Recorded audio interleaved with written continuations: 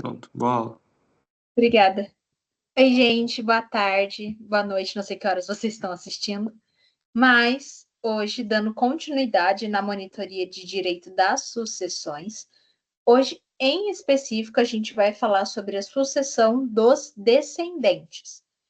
Já foi um tema abordado algumas vezes, nas outras duas monitorias, se não me engano, mas acabou que a gente acabou passando por ele de uma forma um pouco rápida demais.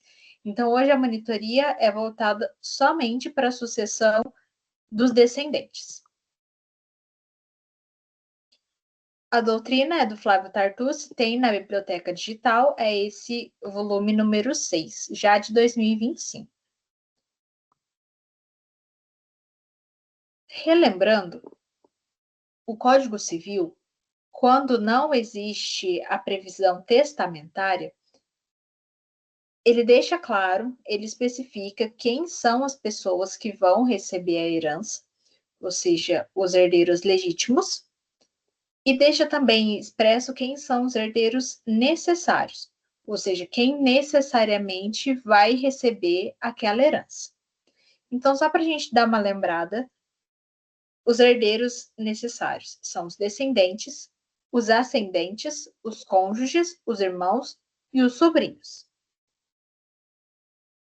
Uma classe acaba por excluir a outra. Então, se uma classe recebeu, a próxima não recebe, com exceção dos cônjuges. Os cônjuges, eles acabam concorrendo no presente momento, tanto com os descendentes quanto com os ascendentes.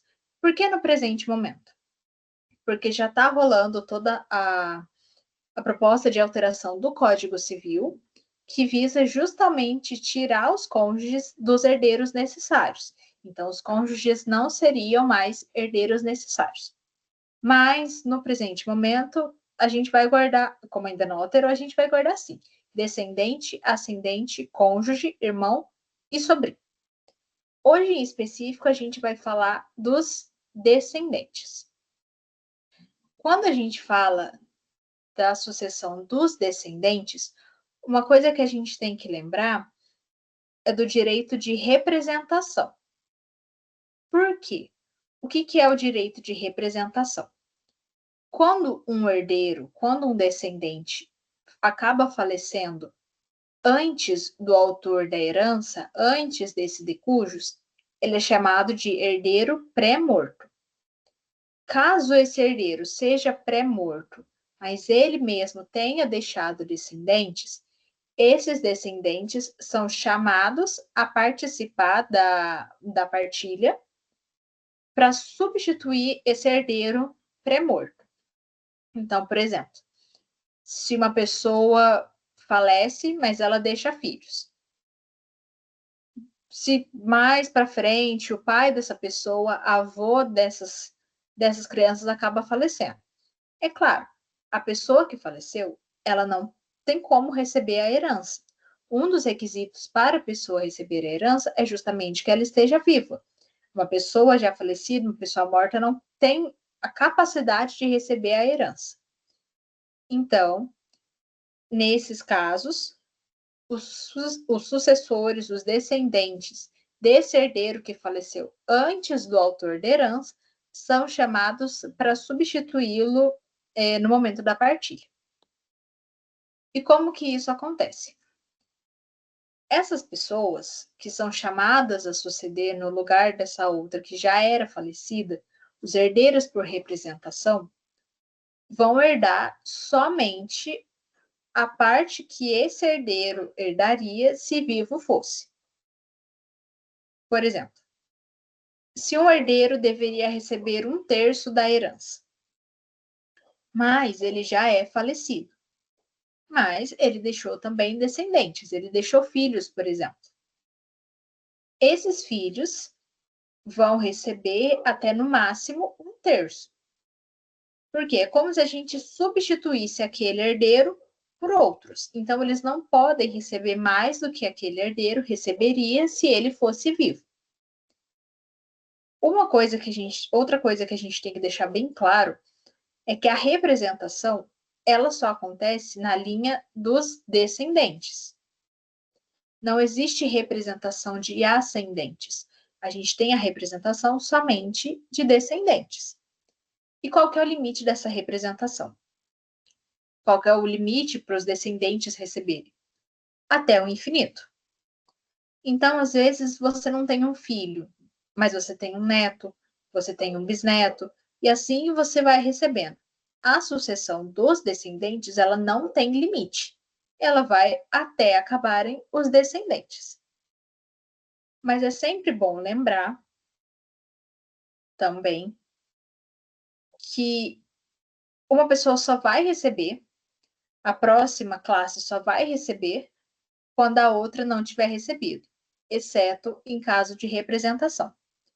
Então, vamos pensar em uma família em que um pai morreu e não existem mais filhos, somente os netos. Os netos são chamados a receber, porque não existe classificação antes deles. É como se não existisse ninguém acima deles. Mas, considerando a hipótese de existirem algumas pessoas naquela primeira linha, estão ali em primeira posição, mas já existem também pessoas que já são falecidas, ou seja, então existe gente ali na segunda posição. Nesse caso, eles só vão receber na representação, ou seja, os herdeiros do falecido vão receber. Os herdeiros daqueles que ainda estão vivos não vão receber, porque a pessoa que está na linha acima dele, está antes dele, recebeu.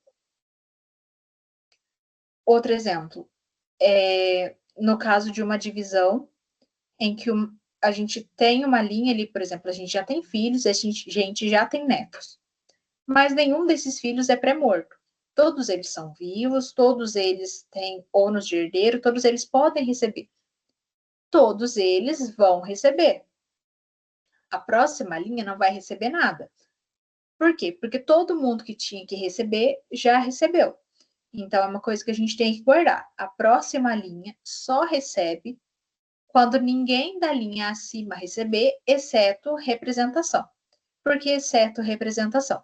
Porque eles são chamados justamente para substituir aquele herdeiro pré-morto.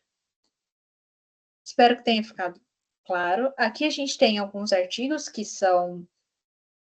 regulamentam a sucessão dos descendentes. É claro que não são todos, mas alguns primordiais. No artigo 1832, a gente fala na concorrência com os descendentes, o cônjuge vai ter um quinhão igual aos que sucederem, não podendo receber a cota inferior a 1/4 da herança. O que isso quer dizer? Como eu falei, os cônjuges, eles vão concorrer quando recebem a herança, com os descendentes e com os ascendentes. Na hipótese de concorrência com os descendentes, eles não podem receber fração menor do que 1/4. Então, se a gente tem 4 descendentes e um cônjuge, todos eles concorrendo para essa herança, a gente divide a parte inteira pelo número de pessoas que vão suceder. Se a gente fosse dividir igualmente, considerando que são 4 descendentes e um cônjuge, daria o total de 5 pessoas. Dividindo igualmente para 5, a gente tem 1/5 para cada um.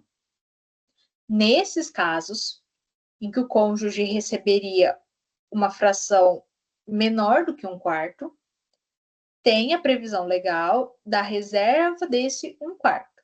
Então, você reserva 1/4 para o cônjuge e partilha o resto entre todos os outros sucessores.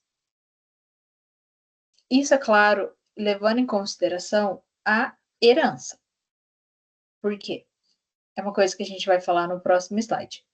Os cônjuges têm a possibilidade de meação. Meação e herança não existem ao mesmo tempo. Então, ou o cônjuge é meeiro, ou o cônjuge é herdeiro. Ele não pode ser meeiro e herdeiro ao mesmo tempo. Então, quando a gente fala que o cônjuge concorre com os descendentes, concorre com os ascendentes, a gente está falando nas hipóteses em que o cônjuge é herdeiro, não meeiro. Porque se ele for meeiro, se ele tiver meação, ele já tem a sua parte reservada. A gente está considerando o fato dele ser herdeiro. O 1833 fala que entre os descendentes, os em grau mais próximo excluem os mais remotos, salvo o direito de representação. É aquilo que a gente já mencionou. Se as pessoas de uma linha recebem, todas elas recebem, as pessoas da próxima linha, da próxima classificação, elas não vão receber. Por quê? A gente sempre vai receber as pessoas de grau mais próximo, grau mais perto. Então, as pessoas que são os graus mais distantes, elas não vão receber. O que é mais próximo? Qual que é o grau mais próximo de uma pessoa? Um filho ou um neto? Um filho. Então, se todos os filhos receberem, os netos não vão receber. Porque esse grau mais próximo, ele vai excluir esse grau mais longe, exceto em caso de representação, que esses herdeiros da classe mais longe são chamados a substituir esse herdeiro que já faleceu. Mas esse é o único caso. No geral, quando não tiverem herdeiros pré-mortos, a gente vai considerar que vai receber aquele herdeiro de grau mais próximo. Mais remoto, só realmente em caso de representação.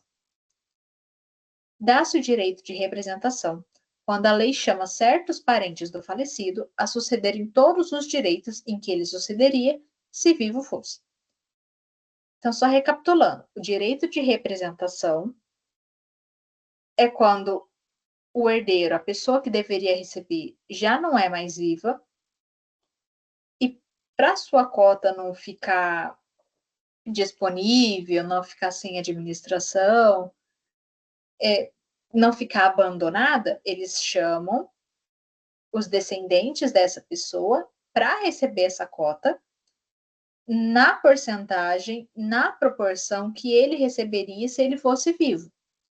Então, se uma pessoa, se fosse viva, receberia 1/3, os herdeiros por representação vão receber esse mesmo 1/3.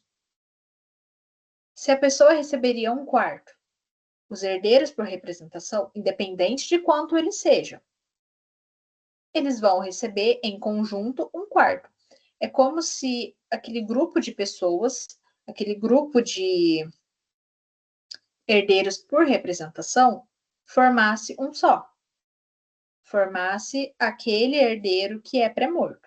Por isso que eles só vão receber aquilo que a pessoa receberia. Eles não podem receber mais. Mais para frente a gente vai explicar certinho como que funciona essa divisão e acaba ficando um pouco mais claro. O 1852 fala que o direito de representação dá-se na linha reta descendente, mas nunca na ascendente. Então, a representação ela acontece até o infinito, quando a gente fala dos descendentes. Quando a gente fala dos ascendentes, a gente já não tem mais esse direito. O 1854, ele diz muito também sobre quase a mesma coisa que diz o 1851, falando que os representantes só podem herdar como tais o que herdaria o representado se vivo fosse. Então, ele vai receber somente o que aquela pessoa receberia, somente naquela proporção. E o 1855, ele é bem importante também para a gente entender mais ou menos como que vai funcionar essa divisão em caso de herança de representação. Falando que o quinhão do representado partir-se-á por igual entre os representantes. Então, o que você vai fazer? Você vai partilhar aquela parte disponível entre todos aqueles herdeiros, todos aqueles descendentes. Uma frase boa para a gente conseguir ter mais ou menos uma ideia de como que a gente vai fazer a divisão da herança é que a gente vai dividir a parte disponível pela quantidade total de herdeiros da mesma linha. Quando a gente for realizar os dois exercícios que estão ali, isso acaba ficando um pouco mais claro. Mas só de você guardar a frase, você já consegue entender mais ou menos como se dá isso. E no caso da sucessão dos descendentes, essa frase ela é aplicada em todos os aspectos. Pode ser desde do recurso principal até os herdeiros de representação. É só guarda isso. Você vai dividir a parte disponível igualmente para a quantidade de herdeiros da mesma categoria. Então, todos os filhos, todos os netos, mas isso acaba ficando um pouco mais claro mais para frente.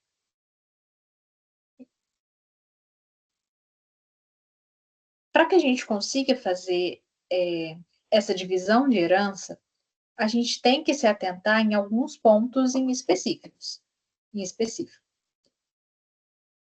No geral, toda a divisão, toda partilha que a gente for fazer de herança, ela acaba seguindo mais ou menos a mesma sistemática. O primeiro passo, antes de tudo, é você verificar qual é a parte disponível daquela herança. Nisso, a gente vai ver se o cônjuge sobrevivente tem meiação. Por quê? A parte disponível, ela vai influenciar diretamente no resultado que a gente vai ter dessa divisão da herança. Se eu dividir para 2 pessoas, cada pessoa fica com metade. Mas se eu dividir metade para 2 pessoas, cada pessoa fica com a metade da metade. Então, é por isso que a gente tem que prestar bastante atenção em qual que é a parte disponível. Como que a gente vai descobrir a parte disponível? Primeiro de tudo, em caso de pessoa casada, a gente vai verificar se existe a meação.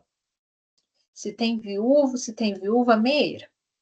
Caso a pessoa seja viúva, caso a pessoa seja solteira, divorciada, o exercício vai informar e a gente não vai precisar verificar se tem meação.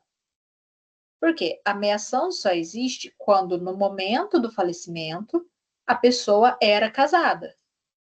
Se a pessoa era divorciada há 2 dias, se a pessoa era separada de fato há mais de 2 anos, se a pessoa já era viúva, se a pessoa era casada, a gente não tem a hipótese da meação.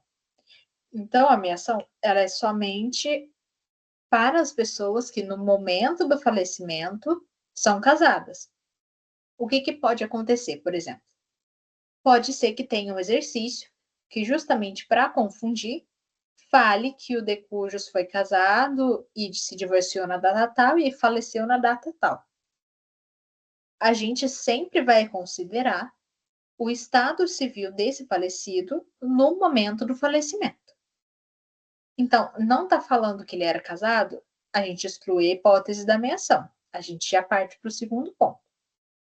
Falou que era casado, a gente tem que prestar atenção, primeiramente, no regime de bens em que essa pessoa era casada, em quando essa pessoa conseguiu aquele bem.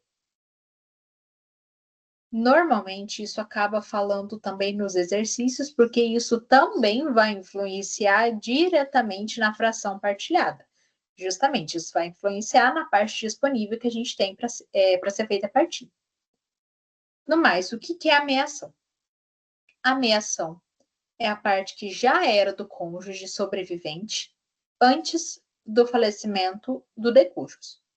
Ou seja, a pessoa que sobreviveu, ela não vai se tornar proprietária daquele bem a partir da partilha, o que é o que vai acontecer com os herdeiros, com os descendentes, por exemplo.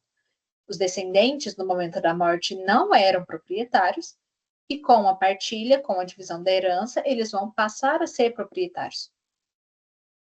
O cônjuge que é meeiro, seja viúvo, seja viúva, ele não vai passar a ser proprietário com essa herança, com essa partilha, com essa divisão. O cônjuge meeiro já era proprietário. E ele já era proprietário da metade daquele bem. Se a gente tem um casal, os dois são proprietários do mesmo bem inteiro, a totalidade.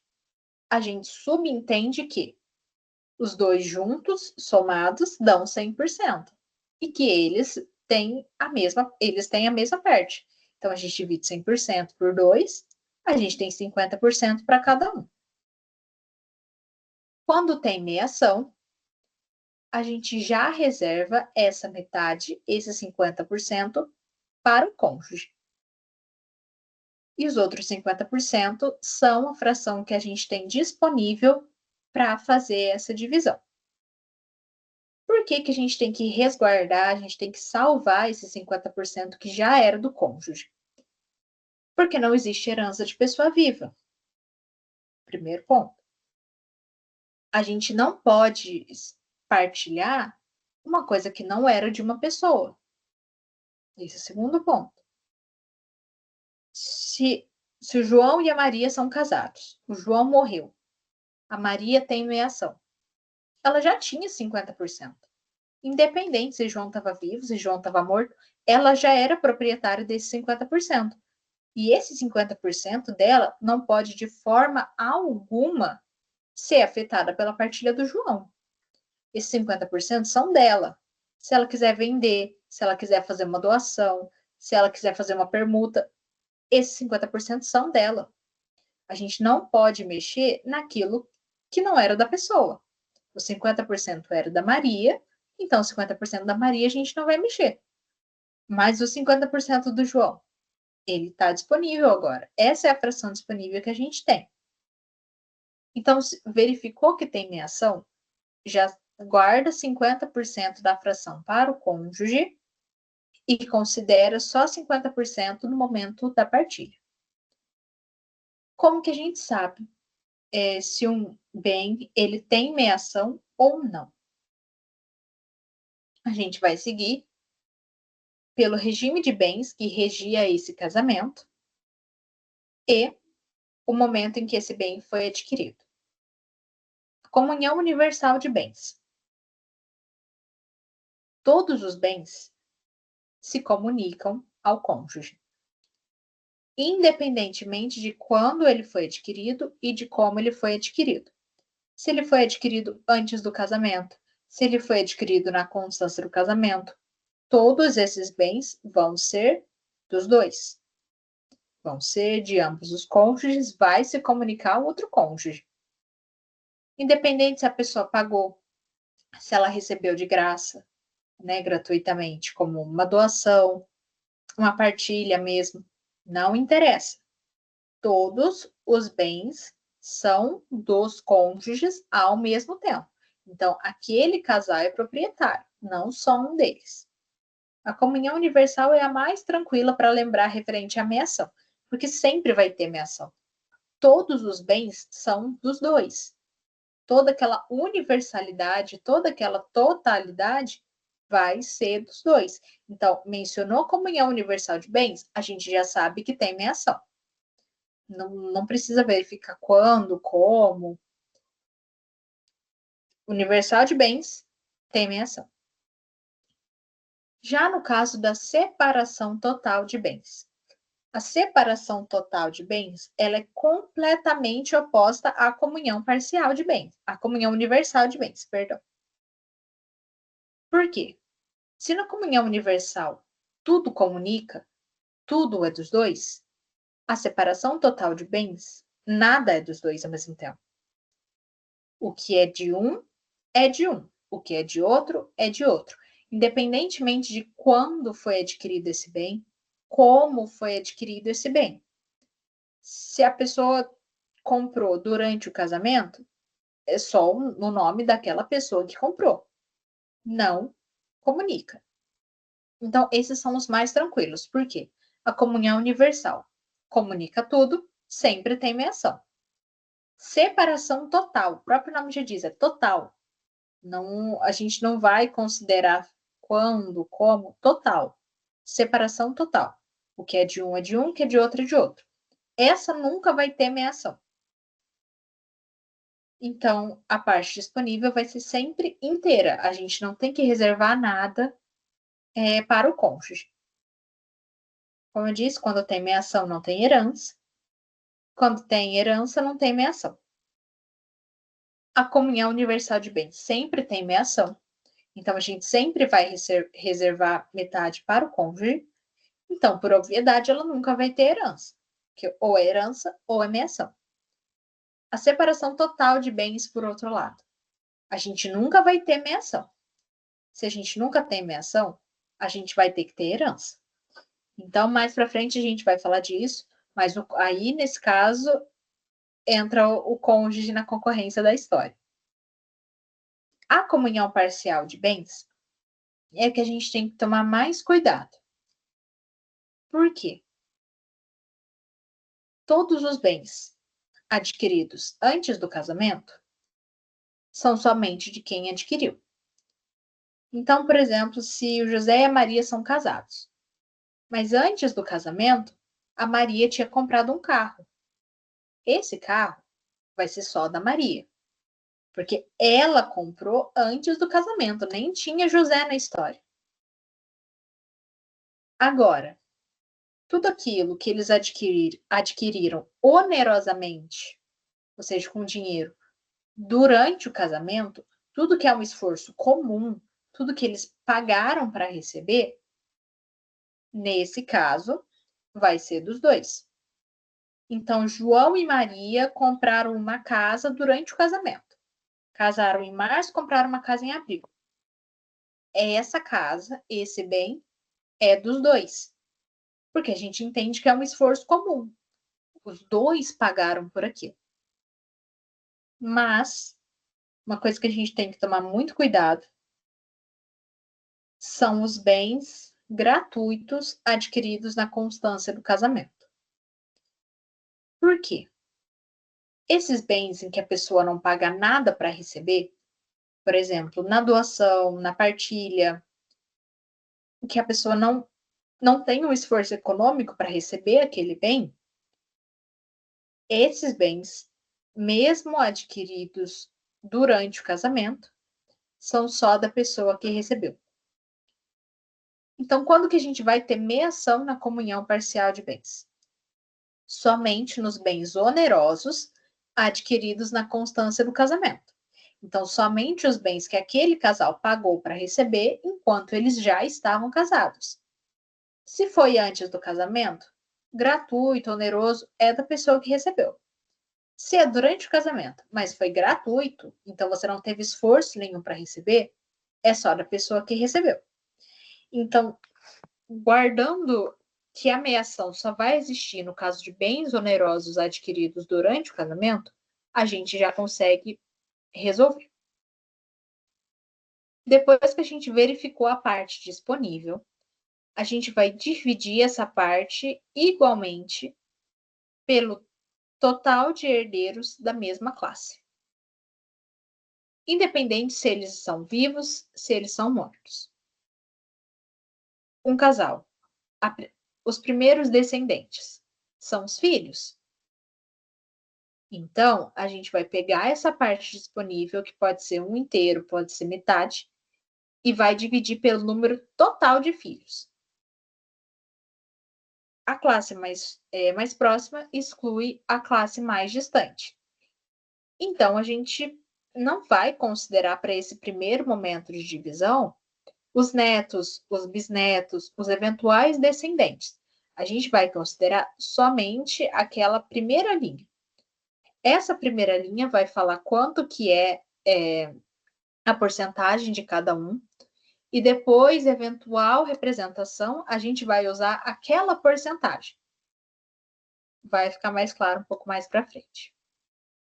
Como eu falei, o herdeiro pré-morto é aquele que faleceu antes do titular da herança e que seus descendentes recebem por representação somente aquilo que ele receberia se ele fosse vivo. Então, por que a gente tem que tomar muito cuidado nessa primeira divisão? Porque se a gente considerar gente a mais, as pessoas vão receber a menos. E isso não pode acontecer. As pessoas que são da mesma classe obrigatoriamente recebem a mesma fração. Então, é lógico que se a gente não está considerando testamento, a gente está considerando a sucessão legítima. Então, não existe um filho receber metade, outro filho receber um quinto, não existe. Tá na mesma classificação, vai receber a mesma fração. Se você fez a conta, você viu que herdeiros da mesma classificação estão recebendo coisas, frações diferentes, refaz, porque pode ser que tenha alguma coisa errada.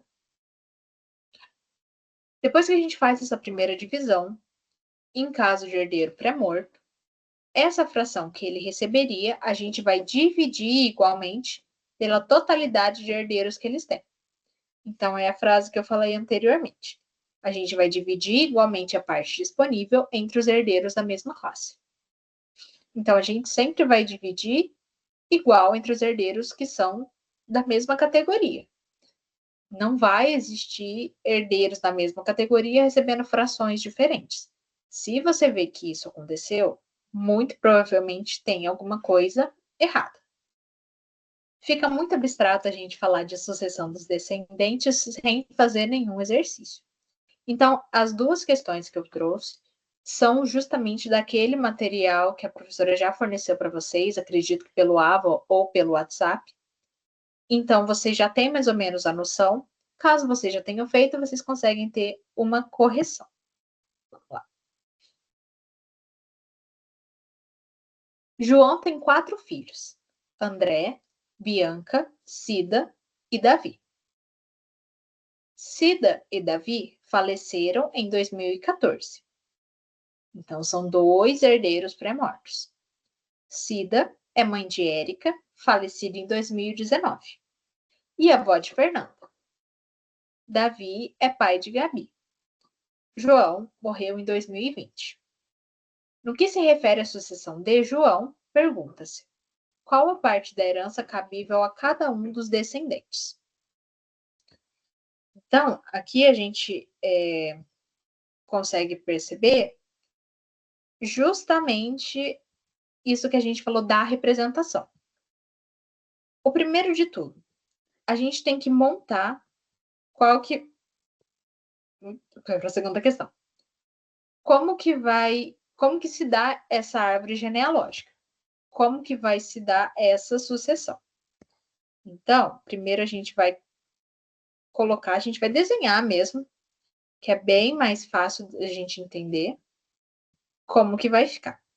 Primeiro, a gente tem João. Isso aqui não tá me ajudando. A gente tem João.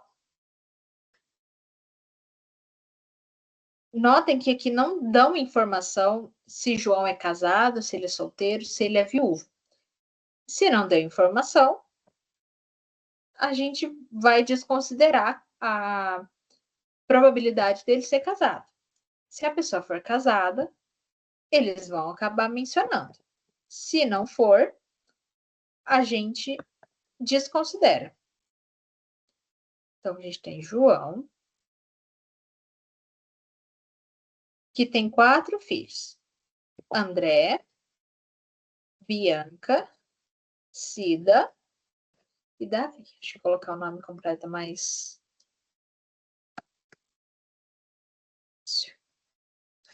André, Bianca, Cida e Davi. Então, essa aqui é a primeira linha dos sucessores do João. Cida é mãe de Érica. Cida, mãe de Érica. Falecida em 2019 e avó de Fernanda. Então, aqui a gente já tem mais um herdeiro.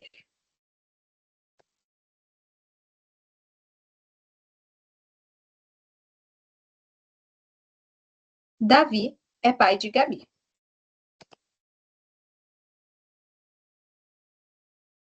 Só mais uma.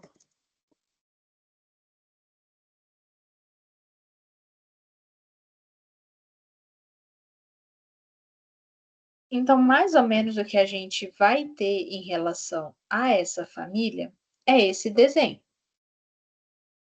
aqui a gente consegue ver bem quais que são as linhas entre os familiares. O João é o de cujos. Logo em seguida, a gente tem os primeiros descendentes, que são os filhos. Tudo isso referente ao João, tá? Logo em seguida, a gente tem os netos.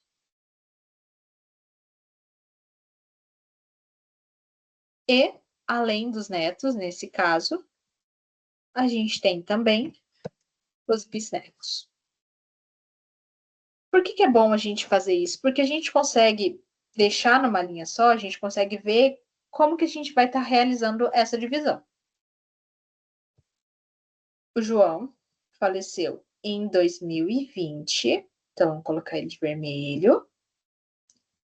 A Cida e o Davi morreram em 2014, ou seja, antes do João. E a Érica faleceu em 2019. Então, ficou mais ou menos assim. Primeiro passo, a gente vai ver qual é a parte disponível. Não tem informação nenhuma sobre possível meação. Então, a gente vai considerar que a parte disponível do João é 1. Caso tenha meação, a gente reserva a metade do viúvo ou da viúva meeira. Agora, a gente vai dividir essa fração pela quantidade total de herdeiros da mesma categoria. Então, a gente não vai dividir entre os filhos, os netos e os bisnetos. Primeiro de tudo, a gente vai dividir entre as pessoas da mesma categoria. Independentemente se são vivos, se já são pré-mortos, não tem problema. A gente vai dividir igualmente. A gente tem 1 inteiro e vai dividir para 4 pessoas. Então, fica 1/4 para cada um. Quarto. Por que a gente não pode desconsiderar os herdeiros que já são pré-mortos? Pelo simples fato de que os seus herdeiros de representação vão receber somente a fração que eles receberiam se eles fossem vivos. E qual é a fração que eles receberiam se eles fossem vivos? 1/4. Por que a gente não vai só contar a quantidade de herdeiros que estão vivos sem considerar a linha que eles estão? Porque se a gente fizer isso, essas pessoas aqui, a neta e a bisneta, elas vão receber mais do que a fração devida. E as pessoas, os filhos, eles vão receber menos do que eles deveriam.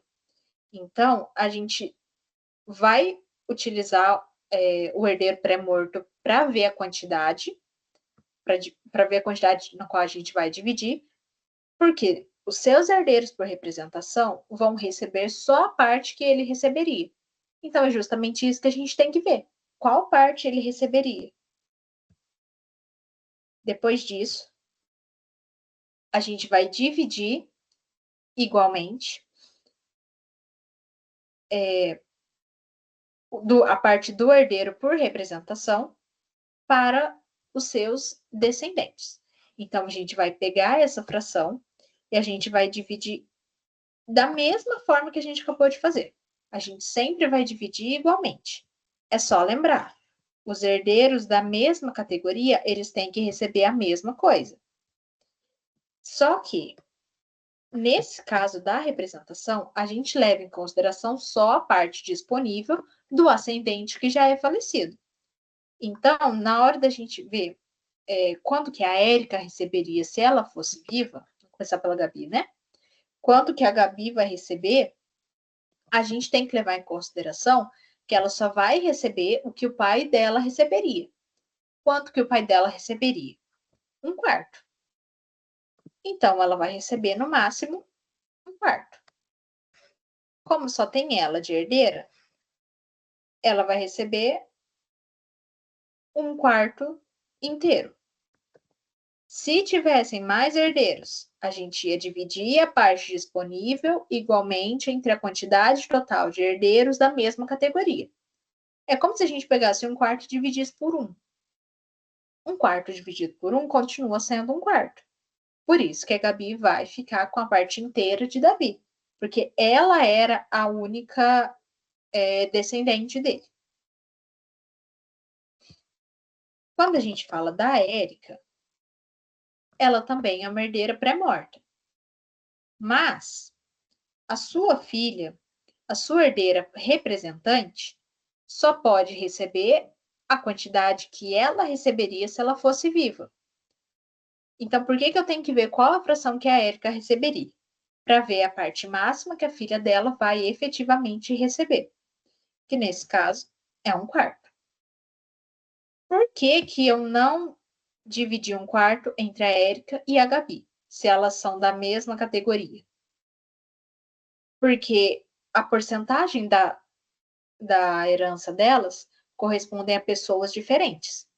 Então, a Érica receberia 1/4 referente à Cida, e a Gabi recebe 1/4 referente ao Davi.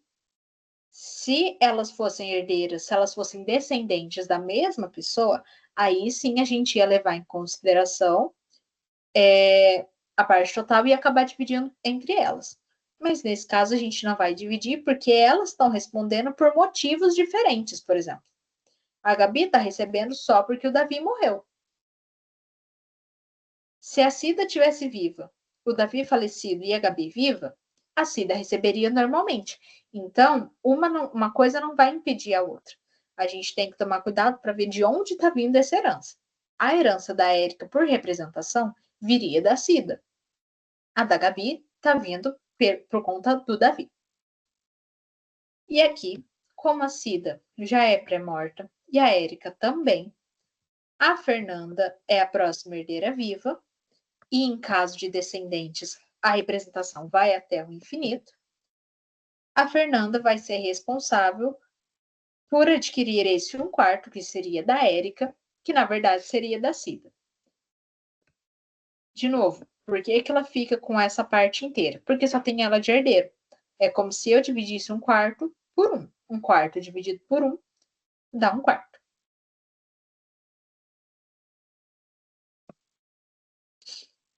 Questão 2. João e Maria são casados pelo regime da comunhão universal de bens e têm 4 filhos: Antônio, Bernardo, Caio e Diogo. Antônio é pai de Elaine e Fábio. Diogo é pai de Gabriela e Helena e avô de Igor, filho de Gabriela. Bernardo e Caio não têm filhos. Antônio e Diogo faleceram em 2009. Gabriela faleceu em 2010. João faleceu em 2011. No que se refere à sucessão de João, perguntas: Maria tem direito sucessório? E qual a parte da herança cabível a cada um dos herdeiros vivos? A gente vai novamente montar todo aquele esqueminha, porque fica realmente mais fácil de entender.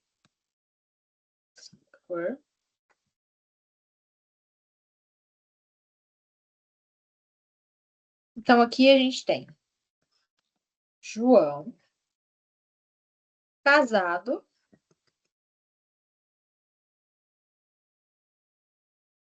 com Maria. Isso aqui é o elo do casamento. João casado com Maria. Então, o que a gente vai ter que se atentar? Qual que é o regime de bens no qual eles são casados, para ver se a Maria vai ter meação e, consequentemente, para a gente saber qual que é a parte disponível. Agora a gente passa para a linha dos filhos. Antônio, Bernardo, Caio e Diogo.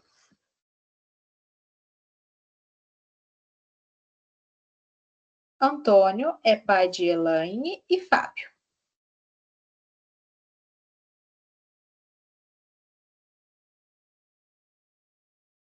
Antônio, pai de Elaine e Fábio. Diogo é pai de Gabriela e Helena.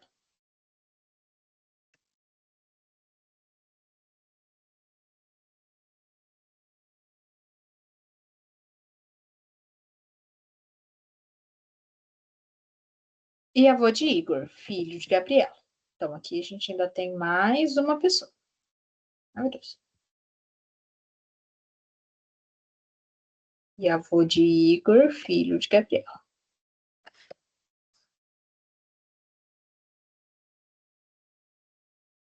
Bernardo e Caio não têm filhos. Antônio e Diogo faleceram em 2009. Então, aqui faleceu Antônio e Diogo em 2009. Gabriela faleceu em 2010.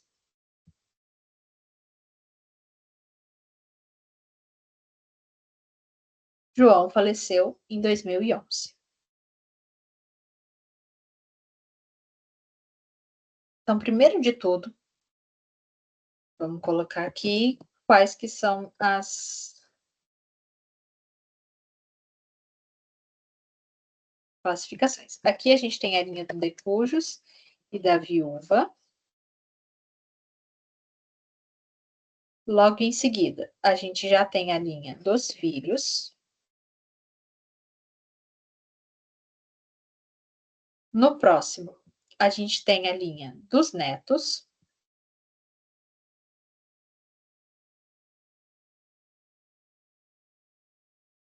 E depois, a gente já tem a linha dos bisnetos. Primeiro de tudo, que é inclusive uma das perguntas da questão. A gente vai ver se tem meiação. Maria tem direito sucessório? A Maria, ela tem direito à meiação. Então, Maria é o que a gente chama de viúva meera. Maria tem direito à meiação. Foi? Não. Maria, se tem direito à meiação, não tem direito à herança.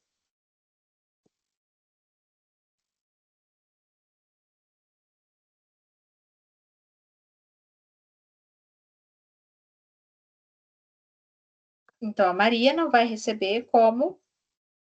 Ela não vai receber como herança, ela só vai receber como meiação.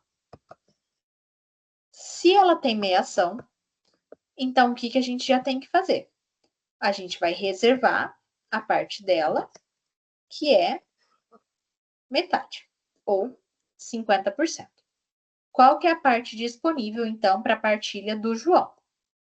Só metade. Por que ele não tem um inteiro? Porque a Maria já era proprietária dessa metade. E a gente não pode sair partilhando a metade dos outros. Então, nesse caso, João já tem Maria já tem meiação, então ela não vai ser considerada para fins de herança, mas a gente tem que reservar essa metade dela. Enfim, mas tudo bem. Depois que a gente viu a parte disponível, a gente vai dividir essa parte disponível igualmente entre todos os herdeiros da mesma linha. Então, a gente vai dividir essa metade, que é a parte disponível do João, para todos igualmente para os herdeiros da mesma linha. Quem são os herdeiros da mesma linha? Os filhos. Então, a gente vai contar a quantidade de filhos e vai considerar todos, independente de eles já serem pré-mortos ou não, porque, mesmo se eles forem pré-mortos, os herdeiros por representação só vão receber o que eles receberiam. E o que eles receberiam se eles fossem vivos? Essa porcentagem da divisão por todo mundo. Então, aqui, a gente tem 1, 2, 3, 4 filhos. Dividir essa metade por 4, a gente tem 1/8 para cada um.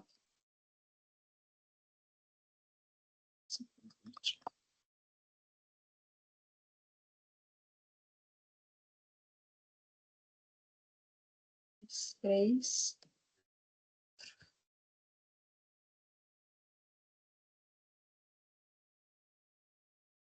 Por quê? Eles têm 1/4 de 1/2, que é 1/8. A parte da fração é a parte mais chatinha. Mas o importante mesmo aqui é o raciocínio. Você tem que entender por que cada pessoa, como que vai ser feita a divisão. Então, cada um deles vai ter 1/8.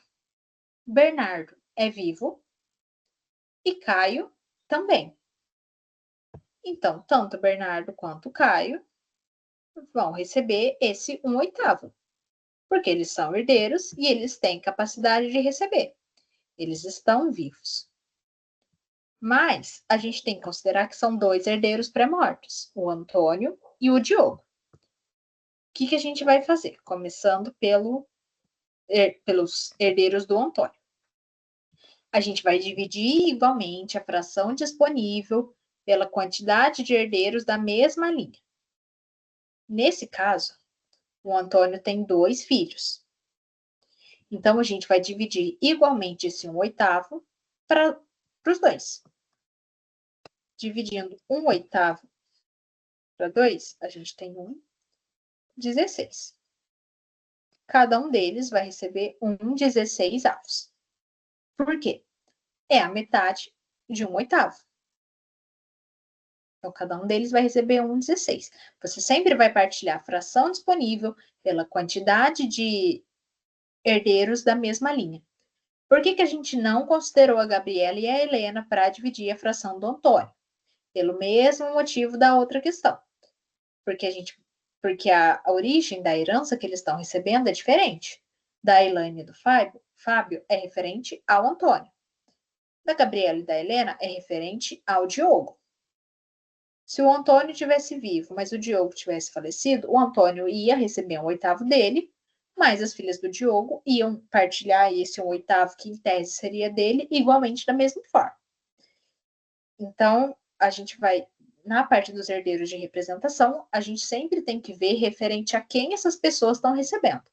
Se é referente à mesma pessoa, a gente divide a fração que essa pessoa receberia por todos os herdeiros da mesma linha. Se são referentes a pessoas diferentes, a gente tem que considerar a fração que aquela pessoa receberia. No caso do Diogo, ele também tem 2 filhas.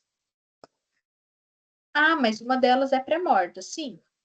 Mas por que a gente tem que considerar de qualquer jeito? Considerar ela para fins de conta, de qualquer jeito. Porque ela também tem um descendente que vai receber por representação. Esse descendente só recebe por representação o que ela receberia, se ela estivesse viva. Como que a gente sabe que ela receberia se ela estivesse viva? A gente coloca ela junto na conta para saber quanto cada pessoa vai receber.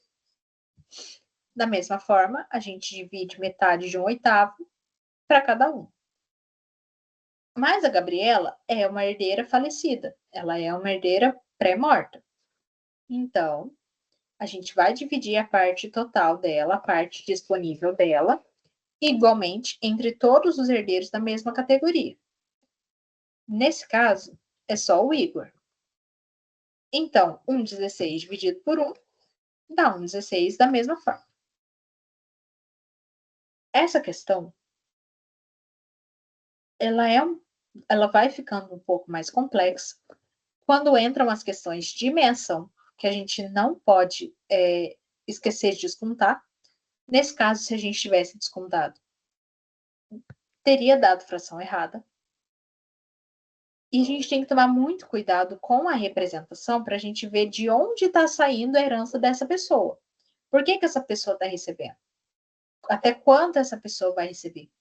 E a gente sempre tem que tomar cuidado também para incluir para fins de conta os herdeiros pré-mortos. Por quê? Os seus herdeiros por representação só vão receber aquilo que eles receberiam se eles fossem vivos. Como que a gente sabe se está certo? A gente soma todas as frações, incluindo aqui a da minha ação, e todas essas frações aqui somadas, efetivamente recebidas, efetivamente atribuídas, tem que dar 1 inteiro, ou 100%. Caso não dê, tem alguma coisa errada e a gente precisa refazer a questão. Eu espero que tenha ficado tudo claro. Qualquer coisa, vocês podem mandar mensagem. Esse material eu já vou estar encaminhado no grupo.